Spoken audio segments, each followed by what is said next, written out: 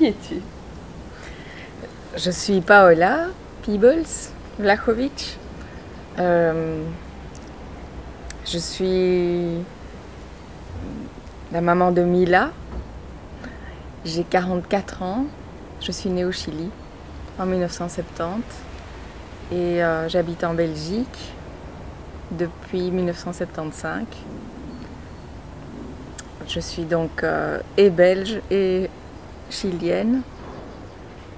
Donc, je suis née au Chili, donc on porte le nom du père et de la mère. Peebles, c'est un héritage écossais d'il y a plusieurs générations, du temps où l'Europe pauvre migrait vers les Amériques au 19e siècle. Et Vlahovic, c'est début du 20e siècle, ça vient de Croatie, et c'est la même histoire aussi, des personnes qui cherchaient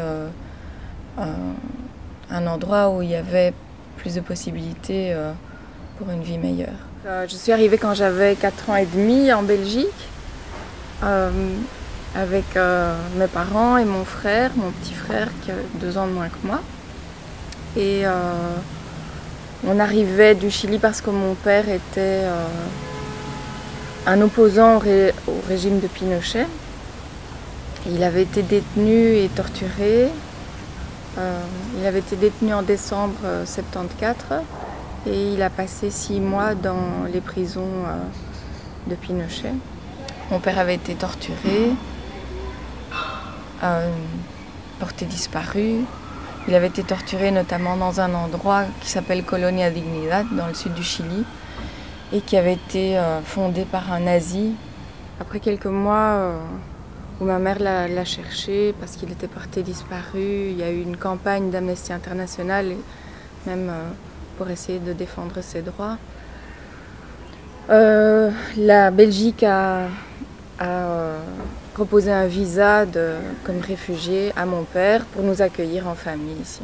Et donc on est arrivé en juin 1975, il y a pile 40 ans maintenant.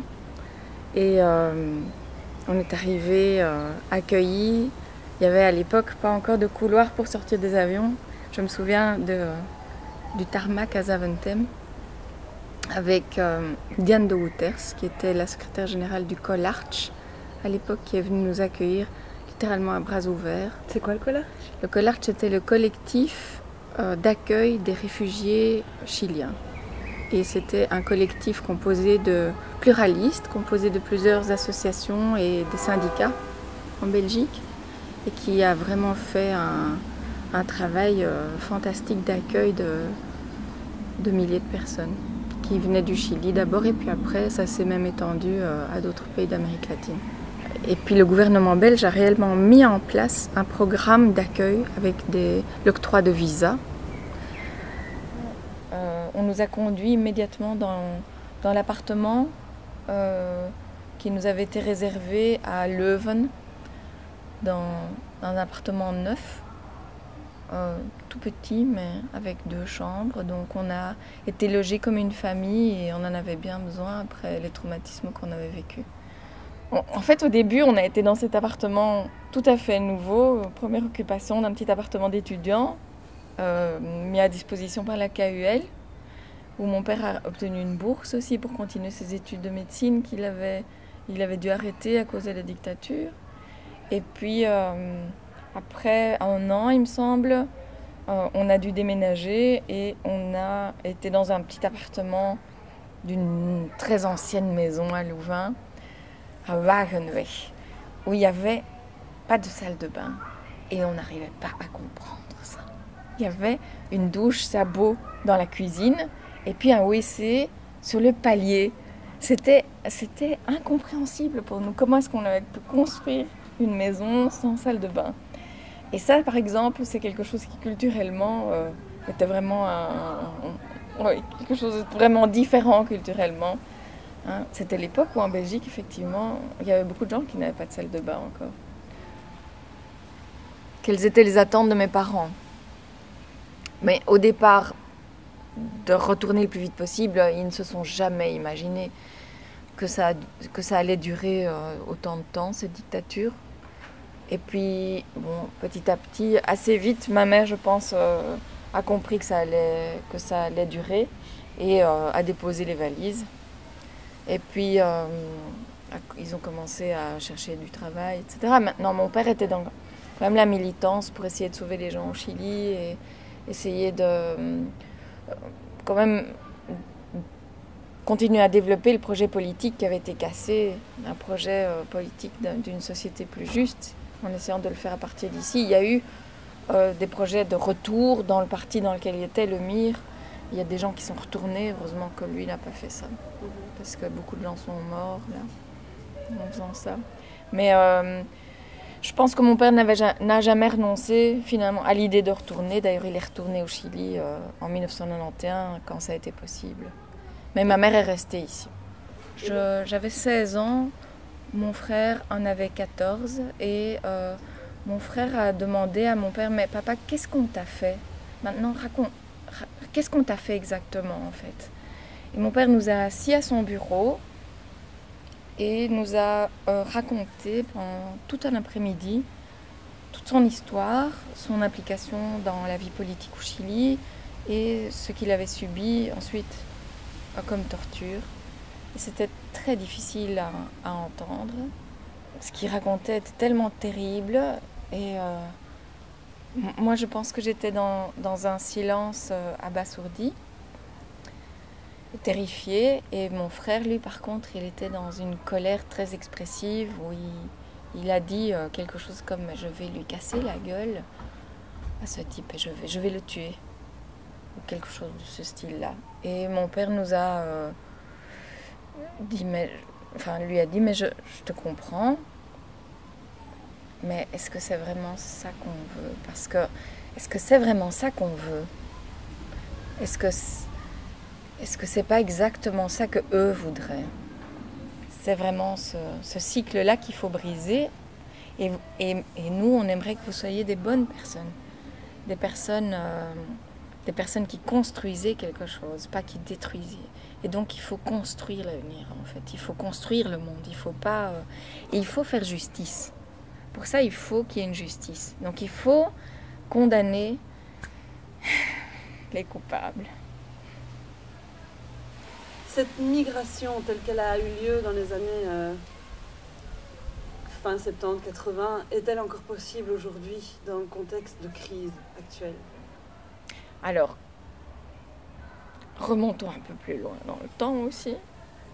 Depuis quand est-ce que l'humanité s'est arrêtée de migrer?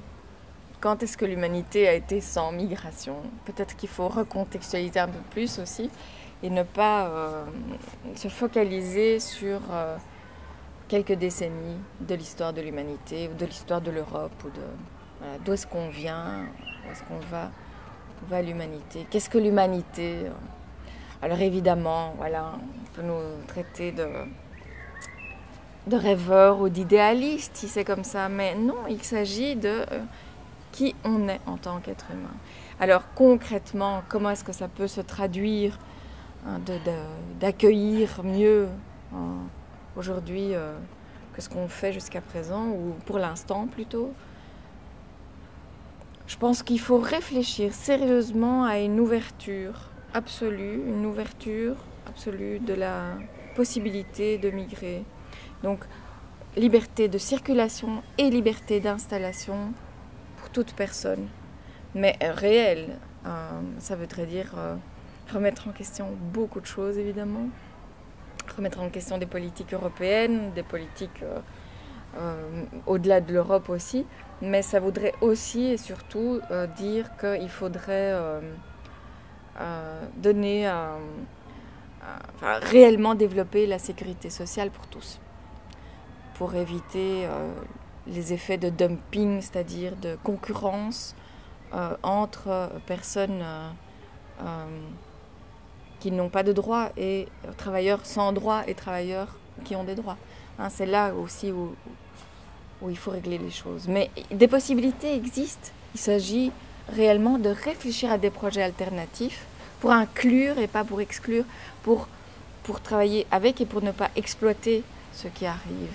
Et il faut réellement réfléchir à d'où on vient et où on va. Quel regard poses-tu sur la politique migratoire actuelle? Probablement un regard d'incompréhension. Je trouve que la politique est lamentable et inhumaine. Et puis, c'est une politique à courte vue et hypocrite. Elle permet le travail au noir, elle permet vraiment d'exploiter les gens qui arrivent dans des conditions inhumaines, qui ne sont pas accueillis, qui sont